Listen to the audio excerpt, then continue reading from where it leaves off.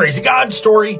One time I had a guy named Luke that DM'd me and said, Chris, I'm struggling with porn. I feel dirty, guilty, ashamed, and distant from God. I keep trying to quit so that I can get close to God again. But the harder I try and quit, the harder I keep failing and I don't know what to do.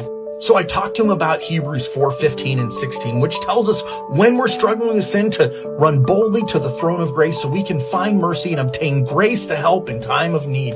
You don't have to overcome sin on your own or clean yourself up in order to get close to God. You can't do that. Instead, when you get close to God, He cleans you up and overcomes the sin in you that you can't overcome on your own. 2 Corinthians 3 talks about how as we spend time in the presence of God, He makes us a reflection of His glory. He makes us more like Jesus as we spend time with Him. Philippians 2:12 and 13 tells us that we have to work out our salvation with fear and trembling, which means we need to be honest with our sin. But then it tells us it is God who works in us, giving us the desire and the ability to do the things that please Him. Us being close to God has absolutely nothing to do with whether or not we're struggling with sin, and everything to do with the grace of God.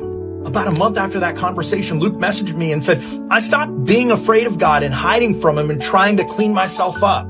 He said, when I started running boldly to God, no matter how much I failed, but when I started continually going to Him, even in the midst of my sin and seeking His help, that's when I found deliverance and freedom from porn.